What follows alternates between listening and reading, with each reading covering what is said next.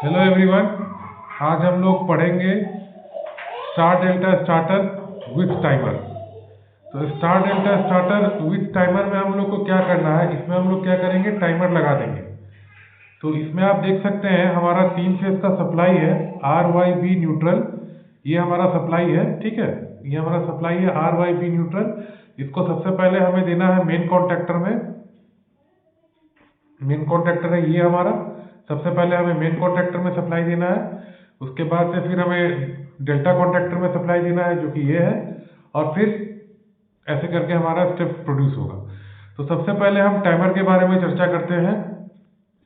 सबसे पहले we discuss about timer. Timer में हमारा 2 टर्मिनल होता है, A1 A2। तो और उसमें एक कॉमन टर्मिनल होता है। अगर आपका टाइमर में कॉमन टर्मिनल A1 के साथ शॉर्ट नहीं किया हुआ है तो आप उसको शॉर्ट कर देंगे, और अगर शॉर्ट किया हुआ है तो वेल एंड गुड। अगर शॉर्ट नहीं किया हुआ तो आप उसको शॉर्ट कर देंगे, ठीक है। तो अभी हमारा कंट्रोल स्ट्रक्चर समझ लीजिए। पहले क्या होगा, हमारा जो पावर है दैट विल कम फ्रॉम, पहले मैं मेन लाइन से मेन कॉन्टैक्टर में सप्लाई ले लूंगा। उसके बाद से वही सप्लाई मेरा ओवरलोड रिले के थ्रू, जिसको मैंने OLR लिखा है, उसके थ्रू 3 फेज इंडक्शन मोटर के टर्मिनल U1 B1 W1 पे जाएगा। आफ्टर दैट हम स्टार और डेल्टा कॉन्टैक्टर का आउटपुट एक साथ लूप करेंगे, और वो जाएगा मेरा U1 के सामने V2 है, U2 V2 W2 में, जो कि आपका U1 के, जो मैंने अभी आपका डायग्राम भी बना करके यहाँ पे रखा हुआ है। ये वाला डायग्राम मैंने बना करके रखा हुआ है। इसको अगर आप देखेंगे तो U1 के सामने मेरा क्या होना चाहिए, V2। देखिए U1 के सामने V2 है। W1 के सामने मेरा क्या हो जाए, U1 किससे कनेक्टेड है, देखिए V2 से कनेक्टेड है। V1 किससे कनेक्टेड है, W2 से कनेक्टेड है। W1 किससे कनेक्टेड है, U2 से कनेक्टेड है, ठीक है। तो आप इसी से अंदाजा लगा सकते हैं हमारा किस तरह से हमारा टर्मिनल का नेमिंग करना है। ऑलराइट। तो अभी देखिए हमारा कंट्रोल वायरिंग अभी हम लोग समझेंगे। कंट्रोल वायरिंग हमें कैसे करना है ये हम समझेंगे अभी। तो सबसे पहले हम क्या किए कि एक थ्री फेज का सप्लाई है, हम डबल पोल का एमसीबी लिए।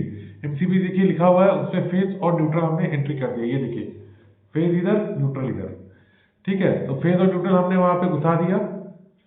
आफ्टर दैट न्यूट्रल जो है सबके A2 में मैंने कॉमन दे दिया। देखिए न्यूट्रल सबके A2 में कॉमन है, there is no problem at all.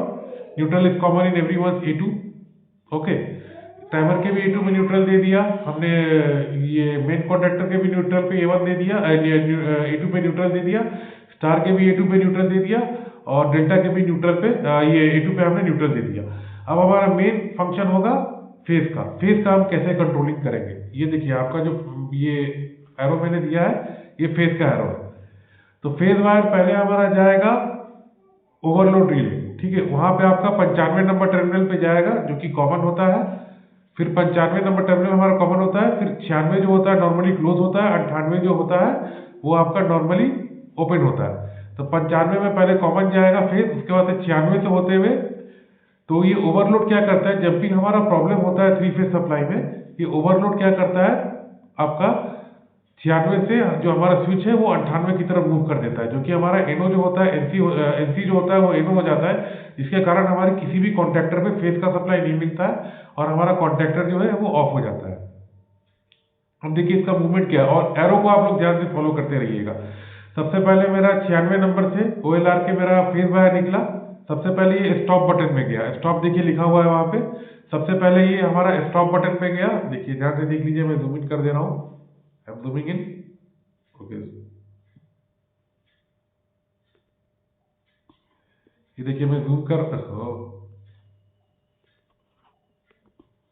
ये देखिए मैं जूम कर रहा हूँ। सबसे पहले मेरा ये देखिए, सी ये स्टार्ट बटन पहले गया हमारा। स्टार्ट पहले पहले हमारा स्टॉप बटन आया। ये देखिए स्टॉप बटन पहले आया। स्टॉप बटन के आउटपुट से हमने जो फेज है वो मेन कॉन्ट्रैक्टर के एनो टर्मिनल में मैं ले गया। ये आपका NO terminal, okay, this is the NO terminal. This one is the NO terminal of the main contractor. NO terminal, auxiliary NO terminal में मैं ले गया। फिर वहां से मैंने जो सप्लाई है ये दे दिया हमने। तो माफ कीजिएगा, मैं अभी इसमें नया हूँ अभी अभी।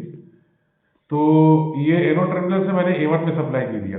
फिर स्टार्ट बटन, फिर ये वाला स्टार्ट बटन में जाएगा। स्टार्ट बटन के आप देखोगे आउटपुट से जो हमने स्टार्ट बटन का जो आउटपुट है उसका सप्लाई मैंने दे दिया है।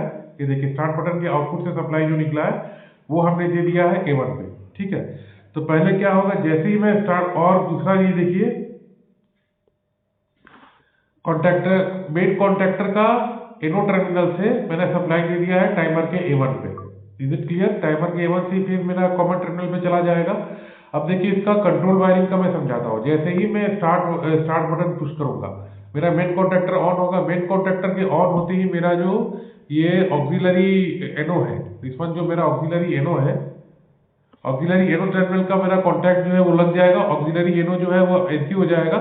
ये होते ही हमारा जो सप्लाई है ये पहुंच जाएगा मेरे टाइमर पे। ऑलराइट, हमारे टाइमर पे ये सप्लाई पहुंच जाने वाला है। आफ्टर दैट क्या होगा, टाइमर में जो हम लोग टाइम सेट किए हैं, पहले एनसी से हमारा जो फेज है वो चला जाएगा डेल्टा कॉन्टैक्टर के एनसी में। डेल्टा कॉन्टैक्टर अभी ऑफ है, हमें पहले स्टार कॉन्टैक्टर ऑन करना है, उसके बाद डेल्टा ऑन करना है। तो अभी क्या है कि डेल्टा कॉन्टैक्टर के एनसी में सप्लाई जाएगा, डेल्टा कॉन्टैक्टर के एनसी से इसके A1 में सप्लाई चला जाएगा। ओके, अब देखिए, अब क्या है कि हमें जो सेट टाइम के बाद ये जो मेरा एनसी है, ये देखिए एनसी से जो मेरा स्विच है वो एनो पे मूव कर जाएगा। एनो पे जैसे ही मेरा मूव करेगा, ये हमारा, ये क्या बोलते हैं, हमारे स्टार कॉन्टैक्टर को फेज मिलना बंद हो जाएगा A1 पे, ये ऑफ हो जाएगा। ऑफ होते ही इसका एनसी लग जाएगा। एनसी विल बी, एनसी जो कि अभी एनो हो गया था कॉन्टैक्टर ऑन होने के बाद, ये एनसी हो जाएगा। अब ये एनो के थ्रू, मैंने टाइमर के एनो के थ्रू जो मेरा फेज है वो स्टार कॉन्टैक्टर के एनसी से होते हुए डेल्टा कॉन्टैक्टर के A1 में जाएगा, मेरा डेल्टा कॉन्टैक्टर ऑन हो जाएगा। ऑलराइट, ये क्लियर है। और ये हमारा मोटर में सप्लाई ऐसे करके चला गया। आपको तो मैंने लूपिंग करके जो कनेक्शन था वो बता ही दिया है। अब जैसे आपने सपोज किया, आपको मन है कि मोटर को बंद करना है, तो आपने स्टॉप बटन जैसे ही प्रेस किया, स्टॉप बटन प्रेस करने के बाद हमारा क्या हुआ, सबसे पहले फेज का जो सप्लाई मिल रहा है आगे, फेज का जो सप्लाई है वो आगे बढ़ना बंद हो गया। हमारा मेन कॉन्टैक्टर डी एनर्जाइज हो गया। सारा कॉन्टैक्ट जो अभी एनसी हुआ था वो सब एनो हो गया। ऑक्सिलरी एनो भी जो पहले एनसी हो गया था वो दोबारा से एनो हो गया, और हमारा पूरा जो सिस्टम है वो ऑफ हो गया। आई होप आपको ये चीज़ें क्लियर हुई होंगी। तो अभी आप को चीज़ें क्लियर हुई होंगी। तो अभी आप लोग को कोई डाउट हो तो वो आप मेरे से पूछ सकते हैं, नो प्रॉब्लम एट ऑल।